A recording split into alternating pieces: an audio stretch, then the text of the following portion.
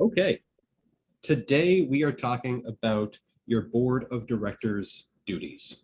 I think most of the folks on this call are either on the board of a cooperative already, or maybe you're in the board of another organization or a manager and you work with boards. But we're going to do a bit of a deep dive into what the job description of a co-op's board really entails. And we'll cover some territory, but we'll start off by giving some context around governance and cooperative boards. We'll then do a good deep dive into what makes up your board's fiduciary duties and what you need to keep in mind as a director. We'll talk about the specific accountabilities and requirements that the co-op's board need to get done. I'll give some tips around board meetings, because that's really the primary format where those decisions and actions of boards take place. And then for folks who are really keen and want to learn more in this area, I've got some additional resources for y'all to check out. And I will say as well, if folks want to hang on to questions to the end, we can definitely, I'll open it up for questions at the end. But in the meantime, if anything comes into your mind you want to ask, fire it in the chat, and I'll work through those at the end. Okay, so quick bit of context, just so we're all on a level playing field. Whenever we talk about governance in a cooperative, and when we're talking about the board of directors, that's our starting point, is cooperative governance. Governance really boils down to that question of who gets to decide what. Who makes what decisions? Who has the authority to take what actions? Who does what work in the cooperative? That's really our key starting point, and it's incumbent upon the board of directors to answer that question and build it out as the cooperative grows. Generally, corporate rules apply. So if you've served on the board of directors of a condominium corporation, a nonprofit society, a charity, or a private corporation, generally the similar rules apply. I wouldn't say it's one for one. Cooperatives certainly have some nuances, and certainly the membership structure and strategies that most cooperatives use are quite different. But generally, many of the same practices and principles and standards within board governance will transfer from one organization to the next. And the standards that are specific for cooperatives, namely the duties you must fulfill, the accountabilities that you're subject to, and just the general practices you need to uphold, those are set out both in co-op legislation, and most cooperatives are incorporated under provincial co-op legislation, but some are federal, as well as Canadian case law. Some of the standards that we have for things like confidentiality, conflict of interest, those have been teased out over time in the Canadian courts. Okay. And when we talk about who gets to decide what and the board of directors, that will change quite a bit through the life cycle of a cooperative. I know many folks on this call are part of new cooperative businesses. Others are part of very mature cooperative businesses. And it's quite normal for an organization to grow from what we like to call a working board, where the board does most of the work of the cooperative because it can't afford staff yet, to eventually grow into what we call a policy board, where they hire staff and they leave much of the day-to-day to management, and it's the board's responsibility to set the strategy, the direction, and oversee the operations of the co-op. So it's important to keep this question in mind, whether you act or appoint as the board of directors, because the default in the Cooperatives Act is that the board is the central decision maker.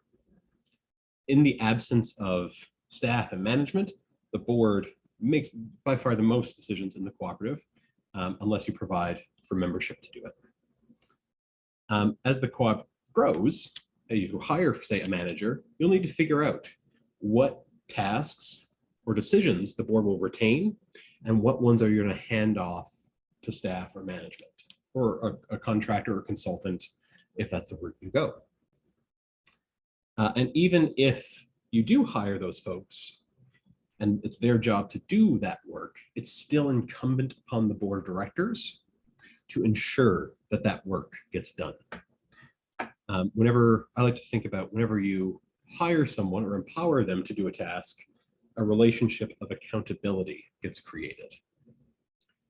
And then once the co-op does become, say, a full policy board, and I know many folks are on well-established mature cooperatives on this call, the board still maintains that responsibility. They still need to ensure that things are done, but it's important that they don't become what's called a meddling board. The board should have a clear role to set the direction and the strategy without interfering too much in the operations of the co-op. The phrase we like to assign to that is you keep your nose in the cooperative's business, but you keep your fingers out.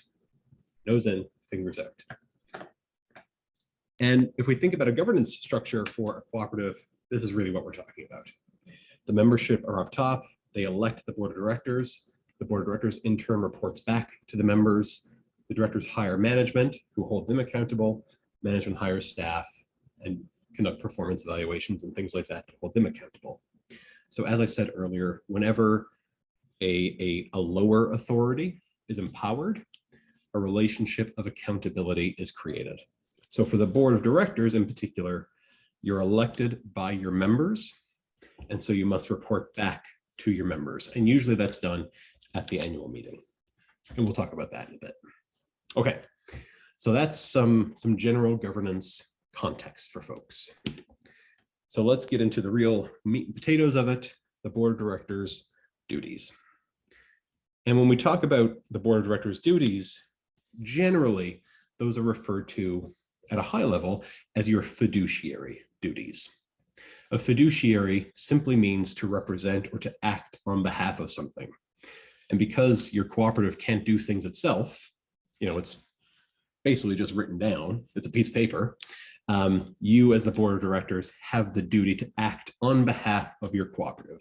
You can sign checks, you can sign agreements, you can make decisions on behalf of that co-op. And with that comes responsibilities. The first of those is called the duty to manage. And the duty to manage just requires that the board of directors ensures that the cooperative is fulfilling its purpose. It's carrying out the tasks that it's supposed to be doing to benefit its members and deliver on what it said it would in its founding documents. As I mentioned, many boards are going to hire managers and staff to actually do the work of the co-op. They might be the ones pumping the gas or selling things, but it's incumbent upon the directors to ensure that that's done and also ensure that it's done in a good way.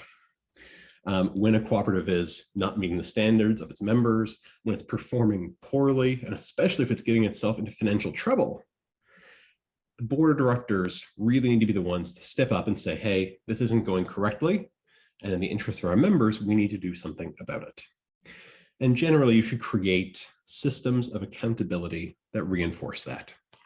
So certainly things like performance evaluations, have staff report to the board of directors on the operations of the co-op, hire and consult experts to ensure that the co-op is performing correctly. Those are all things that the board can do to ensure they're fulfilling their duty to manage. The next of your fiduciary duties, and probably the one that gets the most airtime, is called the duty of care. Whenever you're elected to a board of directors and you represent an organization, it's expected that you'll exercise a reasonable level of care. And in doing so, I would say that this comes naturally to most folks. Everyone who I've ever worked with on a board of directors that I've either served alongside or ones that I've worked with in a capacity with Cooperatives First, folks are quite reasonable. People are very rational. They want to do good. Usually you don't join a board of directors with malicious intent or you're not seeking to upset things. Usually you get involved with a board of directors because you want that organization to be as successful as possible. And so exercising a duty of care comes quite naturally to people when that's the spirit that you're bringing to the board. And the best possible way to exercise your duty of care as a board collectively is to have discussion. Be thoughtful, consider alternatives, push back on assumptions, and quite importantly, ask questions. If you're considering different options available to your board of directors, you're considering, should we make this sort of investment? Should we hire these new staff? challenge things so that you tease out the risks to the cooperative, the benefits, and you can make a better informed decision by having that discussion and arriving at a conclusion that you all feel comfortable with. Now, the standard for a duty of care is kind of abstract and a little goofy to explain, but all Canadian standards for boards place that standard at the reasonable individual. So it's appropriate for you to, it's fine if you make mistakes. It's not assumed that a board of directors will make the perfect decision 100% of the time. That's unreasonable. If you use your judgment, you assess evidence, and you make a call, that's perfectly fine. Even if it's not the best call, or it's not the right call, or it leads to problems down the road. As long as it's reasonable, it's perfectly fine. And generally, the legal principle that's attached to that is called a business judgment. Most courts and all bodies will consider the board's business judgment to be appropriate. As long as you've done your duty, you've had discussion, and you came to a conclusion, you used your business judgment to make that decision. Now, that said, if you have additional expertise, for example, you're a lawyer or you're an accountant, your standard is technically a little bit different than the ordinary person. In those cases, you should be acting as a reasonable accountant or reasonable lawyer, because the experience that you have, you've brought that to the board and you can use it reasonably. Our third duty is called the duty of loyalty. And I like to call this one the right hat principle. Whenever you sit around the board of directors table, it's important that you've got your board of directors hat on. So even if you're probably a member of the cooperative and you may work for the cooperative, you may supply the cooperative, it's really important that you take your employee hat or your supplier hat off and you put your board hat on. When you're around the board of the directors table, you have a duty to put the cooperative first. So even if that, for example, may impair you financially, if you're making a decision that might cost you money, again, if it's in the best interest of the cooperative and evidence points towards that, that's the decision you need to be making. And it's under this duty of loyalty and prioritizing the interests of the cooperative that conflicts of interest are regulated. So in the event you personally, the company that you own or manage, or an individual, your spouse or child, for example, could benefit financially from a decision made by the cooperative, you're now in a conflict of interest because it's not reasonable for you to be able to discern how to prioritize the cooperative versus your own private interests. And so it's important that directors declare any conflicts of interest and then act accordingly to their bylaws, their policy, and the Cooperatives Act. It's also under the duty of loyalty that boards need to uphold high confidentiality standards. The discussions that take place around the board table technically are only available to the board of directors. A lot of cooperatives will ask me if they need to make board meeting minutes available to the members. They do not. If you choose to as a board, that's perfectly fine. And members can certainly request board minutes. And if you choose to let them have it, that's fine. But the general principle is boards of directors need to have open and honest communication. And the only way you can really achieve that is if you know what you say will be confidential. If you know something is going to be broadcasted to the public, and you need to talk about sensitive information, well, you're probably going to be a bit guarded. And so boards need to uphold confidentiality to ensure they have the best possible discussion in the best interest of their co-op. And the final duty that I'll cover is the duty of obedience. And again, your cooperative isn't a living, breathing thing. It's technically not aware of all the laws that it needs to be aware of. The board of directors need to fill that role. And so the board of directors need to understand the applicable regulations and laws that govern the cooperative and ensure that the cooperative remains compliant with those laws.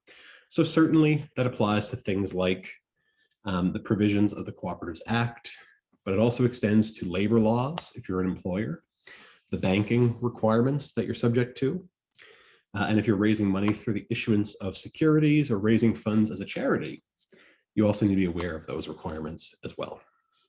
And it's incumbent the board does that. Again, you can certainly lean on outside experts, managers to help with that, but the board needs to ensure that they're being compliant. Even if you're not the one, say, filing GST or filing your annual return, I always encourage boards of directors to create something like a compliance checklist where you can ask your staff, your CEO, your manager, have these things been completed to ensure that the cooperative is compliant with all of its necessary rules and regulations. And then they should tick that off, sign and date it, or indicate when things were done. Because again, it's the board that's responsible for ensuring that this work is done. Okay, so those 4 things collectively would be your fiduciary duties. There's a few things I want you to keep in mind. And I will say, don't panic. Being on a board of directors is very common in Canada. There are, of course, some risks associated with it. And when I've gone through governance training personally, a few times I've been told, if you serve on boards long enough and you serve on a variety of boards of directors, eventually you're going to get sued. Eventually someone's going to disagree with what you're doing as a director and the decisions that you made, and your co-op or your nonprofit is going to go through a lawsuit. Do not panic. It's hard to stress the ordinariness of this, but when there are disagreements, especially around money, there's really only so many ways we have to deal with those disputes in Canada. Courts are one of them. Again, as long as you're acting in good interest, you're having good discussions, there's not really many courts that are going to question a board's business judgment. They're going to trust that you had the best information available to you, and with that information, you made the right call. So again, even if there's a dispute, we use the court system to find a settlement or a compromise between injured parties. So don't panic. What I would recommend doing, again, kind of as a precaution, is as a board of directors, check in regularly on your fiduciary duties. Once you become board of directors and you get into kind of a groove, it's easy to make decisions quickly. A lot of us, we become experts in the area of work of our cooperative. But I always encourage folks somewhat regularly, it doesn't have to be every board meeting, but somewhat regularly, take a quick step back and do a quick check-in on, hey, are we having enough discussion? What's the culture of our board look like? Are folks comfortable asking questions? Are folks okay with slowing the process of board meetings down to make sure that we're really teasing these things out? Especially if you're dealing with heavy or sensitive topics. Make sure that you as a director feel comfortable with the pace of decision-making and how we're making decisions. And then, of course, with all these things, training is endlessly helpful. At Co-operatives First, we've got lots of tools, resources, guides, courses designed to help boards check in on exactly this. So by all means, check those things out. They're all free. And then there's lots of other good organizations that do work like this.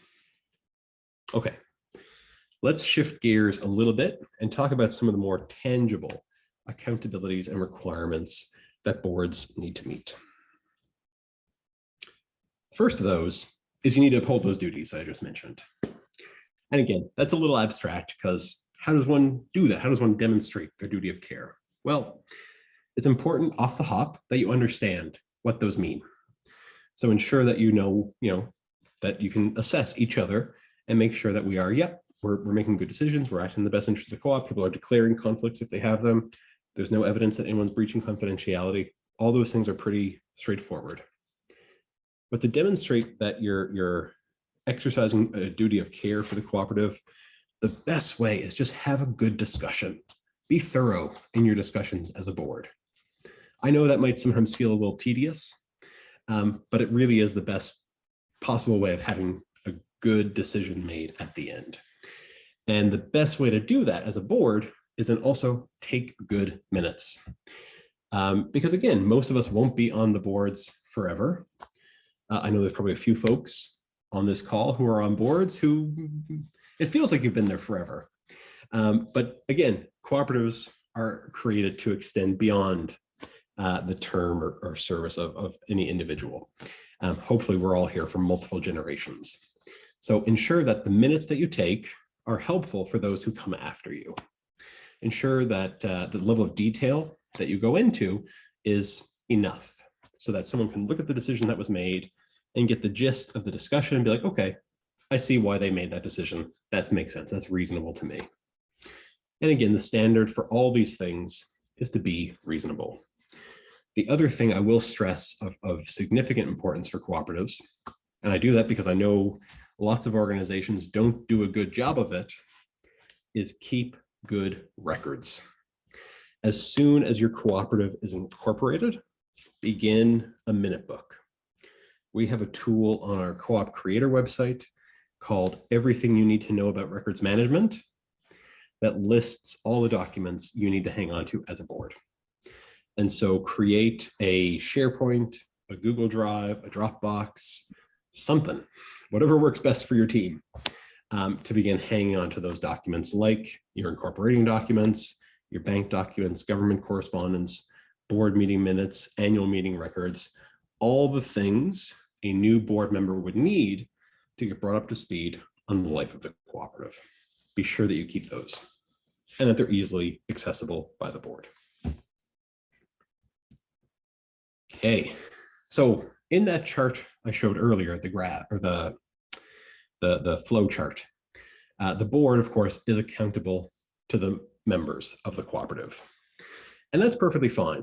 But what we've seen in Canadian governance or governance more broadly is a bit of a movement to what's called a stakeholder approach. A lot of boards are adopting more thorough practices and being more mindful of the individuals, organizations that a cooperative is going to rub up against in its ordinary operations. And what we're finding is that boards really need to give mind to how it will affect those people. So the board is certainly accountable to members, but they should also keep their other stakeholders in mind. For example, your employees. Even if your employees aren't members, if they incur injury or damages or have a real horrible experience at your cooperative, that's kind of a reflection on the board's leadership. There might be something that the board could be doing to correct for that. So boards need to recognize that they are accountable to and should be aware of the experiences of employees, lenders or investors, customers, and other stakeholders. So be mindful of the agreements that your cooperative is entering into, mortgage agreements, for example, lease agreements. If you're doing that, the board should be aware of how that impacts the co-op's operations. What things do we need to check in on to make sure that we're not causing a loss to anybody and that the cooperative is being protected. So understand your stakeholders and act accordingly. And a little bit further to the human resources side of things, we're also seeing a real important discussion emerge around the board of directors' role in human resources, particularly with human resources stewardship. As that chart showed earlier, management will primarily be the main figure that your staff will interact with, especially if you're in a much larger cooperative organization. But it's still becoming increasingly important that boards have some discussion with management and with themselves about what they expect from how human resources are managed. So it's perfectly fine for the board to set a standard that board or that managers need to adhere to. That could certainly reflect standards around compensation, standards around workplace culture, the inclusivity, and even hiring practices around how a cooperative manages its human resources. Certainly, there's ongoing discussions in the corporate governance world around ensuring representation of BIPOC individuals. And some organizations set important goals for themselves, ensuring that they're hiring, a percentage of people who are Black or Indigenous or represent some different minority groups, or having a CEO that's part of the BIPOC community. It's perfectly fine for boards to have that discussion about human resources, but recognize that there is a line. It's important that boards aren't constantly meddling or interfering unduly in the affairs of management and staff to where it becomes inefficient or troublesome or creates mistrust. It's important to try and find that balance as you ensure that there's good standards for human resource management. And some of the more tangible things that the board has to do, and I know for a lot of the groups we work with that are in the early stages, this might be the only key tasks that the board will check off year to year. The real big thing for boards is how they report to their memberships. And this is regulated, of course, in the Co-operatives Act, and it's something that has to be done annually by the board of directors. They need to call an annual general meeting of their membership. They need to give appropriate notice and invite a call for nominations. And the key purpose of that annual general meeting is to deliver to the membership the annual report. And in the last webinar I hosted about AGMs, we talked about the annual report consisting of at least the balance sheet and the operating statement. That should give members enough information to assess the general health of the cooperative, at least from a financial perspective. I would always encourage board of directors to go a little bit further than that and ensure that you're giving your members enough information through reports to properly assess the health of the cooperative and feel comfortable in saying that this board of directors is doing a reasonable job. So that's going to look different for each co-op. So have a discussion around your board table and even with your memberships. What information does the members need from the board to understand how the cooperative is performing? Okay, let's shift gears one more time. Let's talk about board meetings. So I think most everybody on this call is on the board of directors of a cooperative. And when you join that board of directors, even before you even think about meeting and scheduling your first board meeting, I would strongly encourage you have a discussion. Most people who serve on cooperatives boards may be acquainted with everybody else, but we all have different styles of managing things. We all have different ways that we're going to approach tasks and make decisions and even hold meetings. Some of us are the diehard Robert's Rules of Order way of doing things. Other folks want to make decisions based on consensus, and both are fine. But it's important that the board of directors have a discussion about how does this board want to work together to make decisions? How do we want meetings to progress? And who should be doing what to ensure that we're doing a good job? I have a tendency to err more towards the traditional style roles on boards. As a board chair, I tend to like to run meetings, set agendas, and help facilitate discussion. I also like to be the one to kind of keep an eye out for if we're venturing into territory that we need is a bit more sensitive, and ensure that we're being mindful of how things are unfolding, or if people aren't declaring conflicts, or if people aren't dealing with their confidentiality appropriately, addressing that. So again, having people fulfill certain roles and helping them understand what that means just ensures that key things get looked after. So I tend to err towards those. But in terms of how you make decisions, I've worked on a whole bunch of different boards and anything works. If you feel comfortable with how you're moving through an agenda, how you're making decisions, and the level of discussion you have, there's really no standard. Find what works best for you and just be consistent. I would recommend that folks undergo some sort of board training.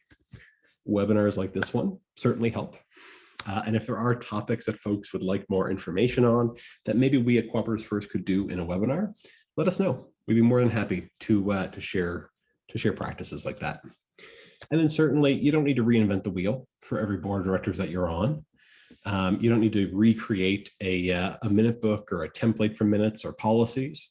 There's lots of free resources out there. So by all means, find templates and use the best practices of those that have come before you. And then prior to your actual board meetings, do some preparation. One of my biggest pet peeves whenever I'm on a board of directors is I get to the meeting and I get the meeting materials. Easily, that's my biggest pet peeve. Nothing annoys me more than not knowing what we're going to talk about as I head into a meeting. So if you're a meeting chair, if nothing else, do prepare an agenda and source agenda items from your fellow directors. That way, people are going to be a little bit more prepared ahead of the meeting, which means they can participate more fully and robustly once they're actually in that meeting. And if you're a director, read your materials. If you're getting reports from staff, you're receiving a financial report, a report from the treasurer, anything like that, read it ahead of time. Make little notes if you need to flag information, and ask questions. Do some research if you have to. If you're talking about investing in a new line of business, read up a little bit, familiarize yourself so that you can better participate in the meeting as a director. And as always, as a director, you're not just along for the ride. You are one of the co-op's owners, and you're acting in the best interest of the co-op. So if you feel there's something you should be talking about or something you should be walking back from, put forward that suggestion. It's really important that directors exercise their voice and participate fully. And again, there's no wrong answers on boards. All these questions and considerations are valuable. And during the board meeting, ask questions, be thorough, have that really valuable discussion that demonstrates your care for the cooperative. Where possible, you may want to seek expertise, because again, it's perfectly reasonable that the directors won't have all the answers, but you should certainly look for how to best find that information that will help you make the best possible decision. It's also quite common that you're going to discuss sensitive information around the board table. You may talk about instances of terminating employees. You may talk about the performance of managers. You may talk about conflicts of interest or harassment. These are ordinary things that come up in workplaces and business environments. And so I would always recommend to boards to make use of your in-camera sessions. The in-camera session is when a board of directors moves in camera, and it's only available to the members of the board of directors. So if you have service providers, staff, your manager, or even members attending your board meetings, if the board moves in camera, those folks need to step away. And again, you can certainly discuss that sensitive information in camera, or you could very quickly do a board check-in. How are folks feeling? Are folks feeling a little stressed with what we're talking about? Are we going too fast? As a board, is everyone okay? If nothing else, you can always do that. Do a quick check-in. And again, be open, honest, and leave your judgment at the door. You don't need to take minutes necessarily in an in-camera session, but what I would recommend doing is when the board moves out of camera before they adjourn their meeting, is if you did make a key decision, for example, you may terminate somebody, you may adjust this compensation, I would recommend in your minutes recording that this decision was made and the discussion was had in camera. That's perfectly fine. So always take good minutes, and as a board, check back in on your duties. That's key. And finally, after your board meeting, watch your minutes. One of the things, one of my biggest pet peeves is not getting the agenda before the meeting. My other biggest pet peeve is not getting the meeting minutes of the past meeting until the current meeting. Ideally, you're going to get your meeting minutes fairly quickly so that you can review those minutes, ensure that they're reflecting the discussion correctly. If needed, it's perfectly normal to make edits to your minutes. And at a board meeting, you should always be approving your minutes to ensure that the record of the cooperative, the official record, is clearly reflected in the minutes. And another big piece of advice that I would recommend to all boards is if you're taking notes during your board meeting, Once the minutes from the previous meeting have been approved, you should destroy your notes. When people take notes, those documents that are created in the course of managing the cooperative around the board table now become part of the official record. So it's perfectly fine to take reminders for yourself for in between the board meetings, but I would strongly recommend you invest in something like a Post-it note. If you need to keep reminders, that should be more than enough. You shouldn't need to be taking super detailed notes and providing commentary on the board's meetings. That's what the minutes are for. And if you're not getting enough information in the minutes, then as a board, you need to discuss that. But I would strongly recommend that you destroy your notes once your board meeting minutes are approved, so that the minutes are the only document that make up the official record. You should also be following up on action items, and I'd always recommend that boards put an agenda item for matters arising from the previous board meeting. So that again, if there's key things that you're leaving undecided, you can always circle back, check in on, and try and advance those agenda items. Okay, that really brings us to the end of the formal bit of what I wanted to talk about. But if folks are interested in furthering their learning a little bit more around cooperative governance, around managing a cooperative, starting a cooperative, anything like that, we have just a ton of stuff available for folks that are interested in starting a cooperative.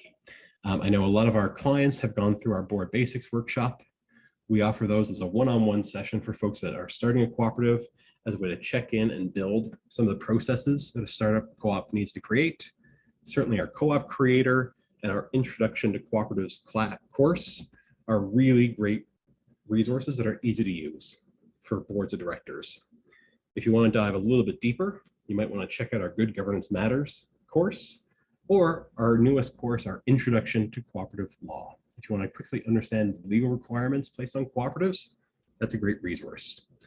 And for cooperatives that are working across Turtle Island, I think it's important that we maintain a good awareness of the challenges facing Indigenous peoples and how our history has led us to where we are today. And we have a course called Indigenous Awareness for Co-op Leaders that will really help you in that learning journey. And if you just want to hear from us a little bit more regularly and get some good resources and learning opportunities from cooperatives first, this QR code will take you to one of our newsletters for co-op leaders, where if you sign up, you'll hear from me quarterly with some helpful resources and some learnings. So thank you all so much for joining today's session. More than happy to take your questions. Oh, and as Trista did note in the chat, we will share a recording of this webinar with everybody who signed up. And if you'd like to share it with your team or your staff, by all means, you are more than welcome to do so.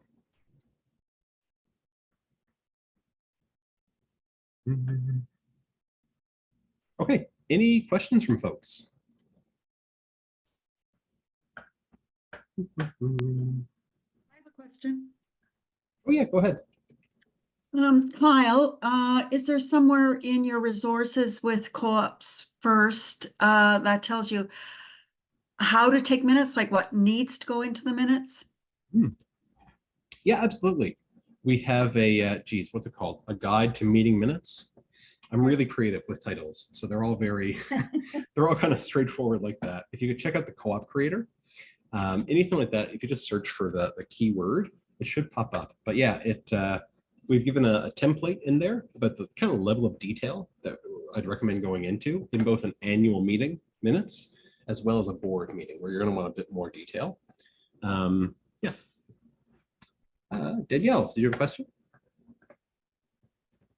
Yeah, thanks. Have you encountered co-ops where board of directors are asked to sign a a code of conduct or an HR manual around things like confidentiality moving forward, or is it just kind of expected as a premise?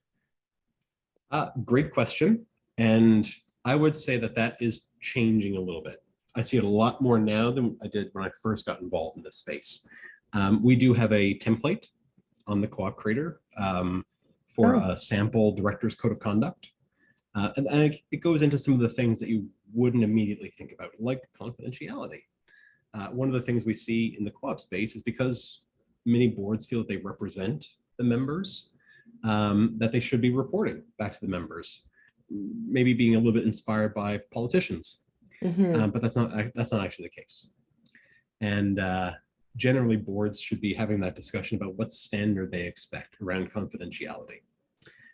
So I know some cooperatives are having directors sign a paper version of their oath of office if they have one. Others will have them sign, as you say, an HR manual. But yeah, Director's Code of Conduct, I think, is a great resource for folks to use.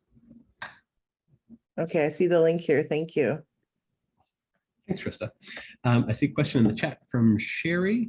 Are there any rules around directors changing the organization for services not pertaining to their specific duties?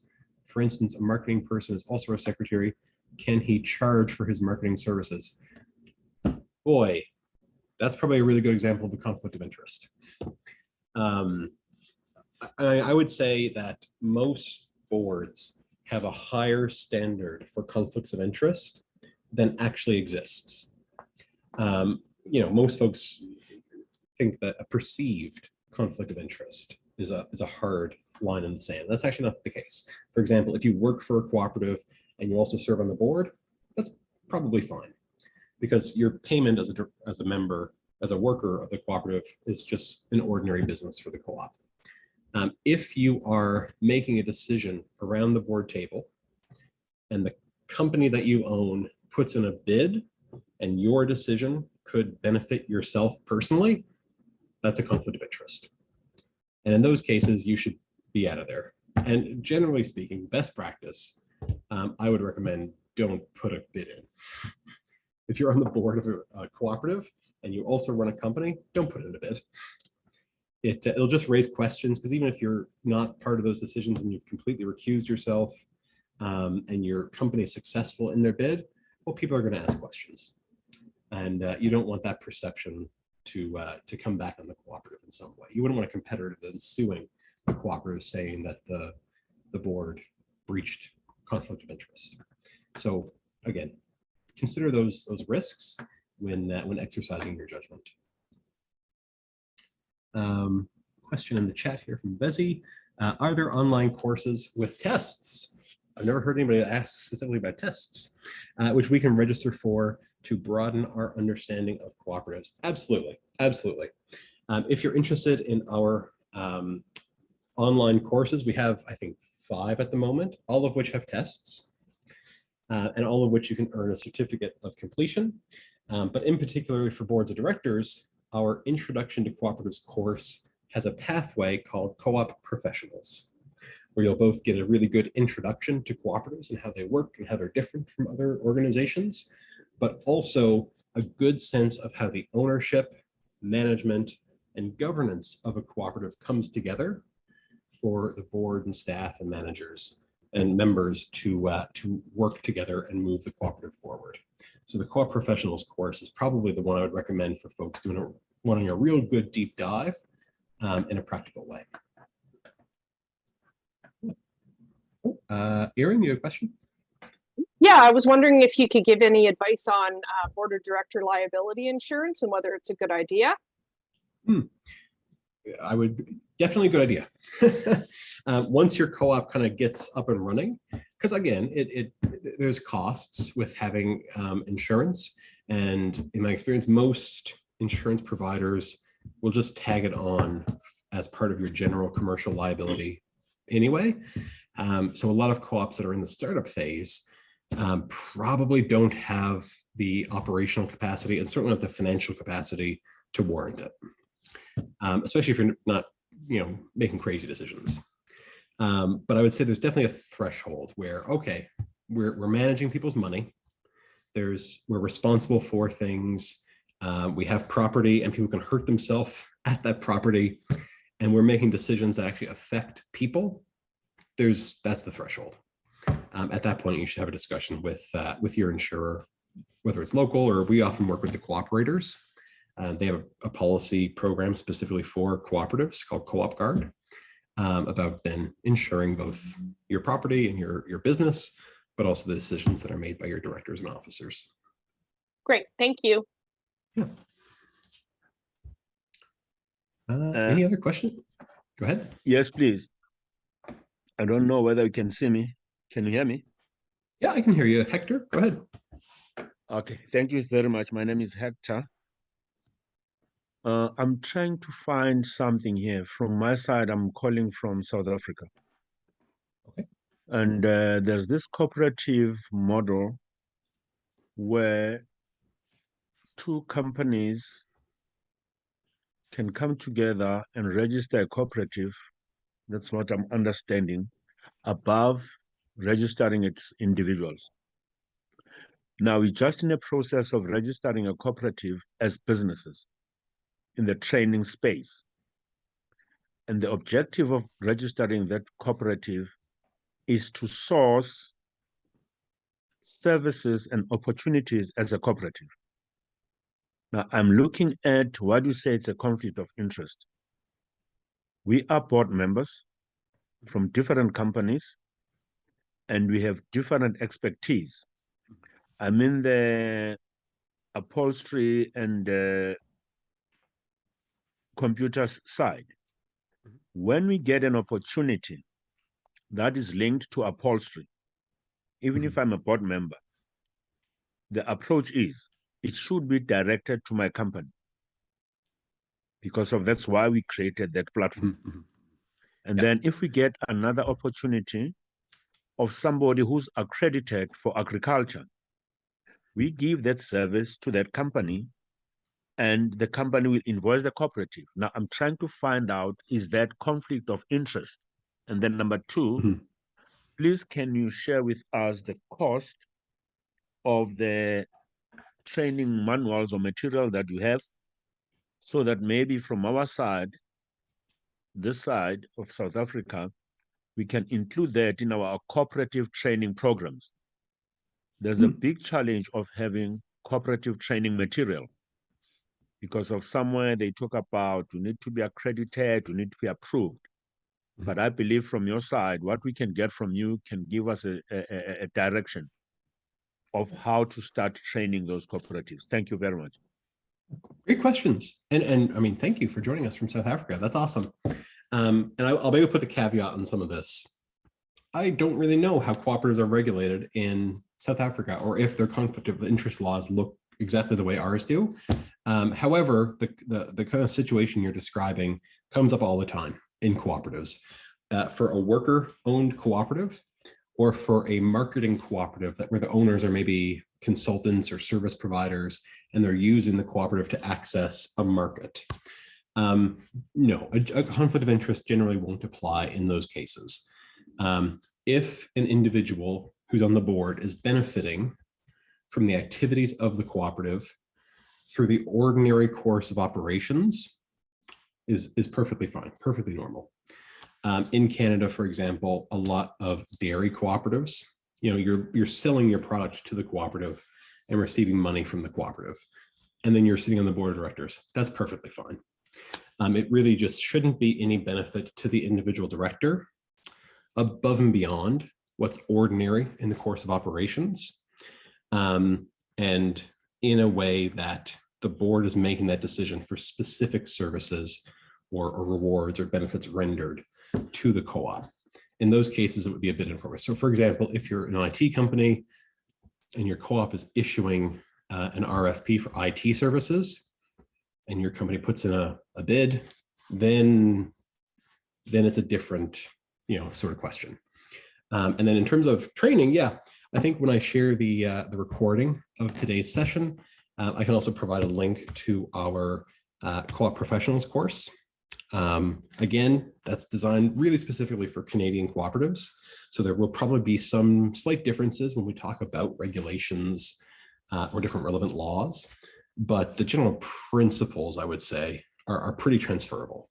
And I'll also share the link to the Co-op Creator, which gives just some good resources and templates that folks can use. Damaris, I see you have your hand raised. Yes, thanks, Kyle. My question is on financial governance and specifically on the statutory audit that needs to happen.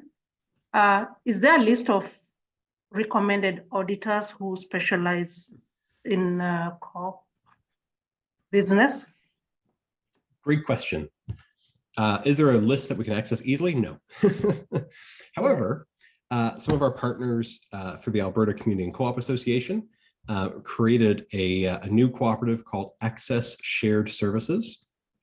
And the purpose of that organization is to connect cooperatives and other community-based organizations with service providers like auditors and bookkeepers that understand those business models, those organizations, and can maybe cut them a little bit of a break on fees.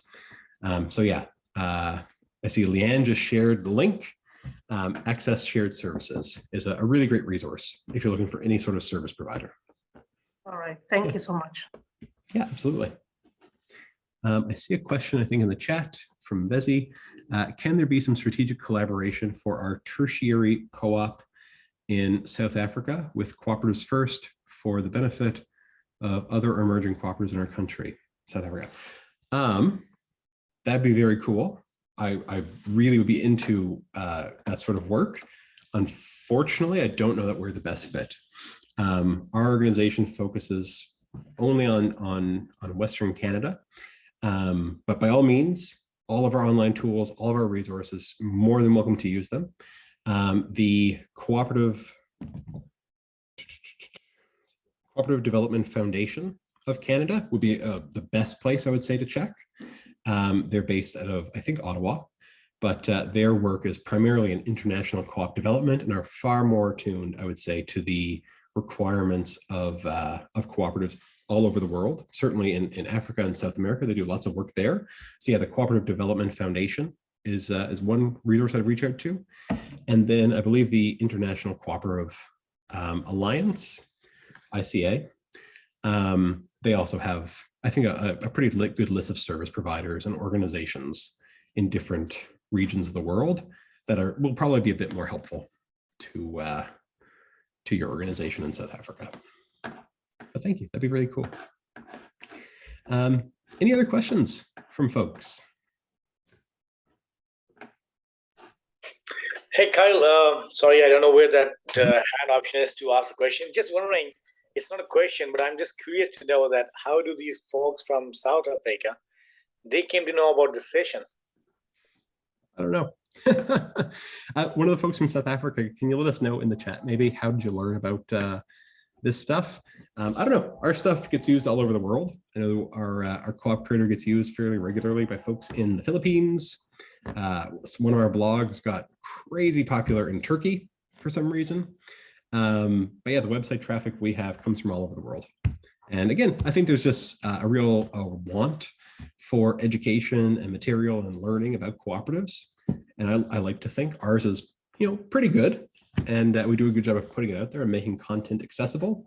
So I think, the right Google searches just point you in our direction. Thanks, Marguerite. Yeah, any other questions from folks before we wrap up?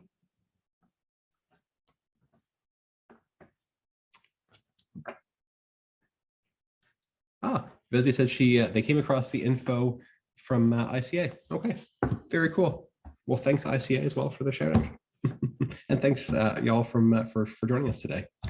Okay, I don't think there's any other questions in the chat. Looks like everybody's good online.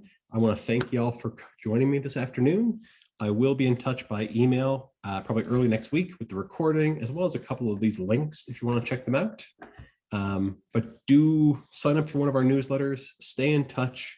We're going to do more of these kinds of webinars.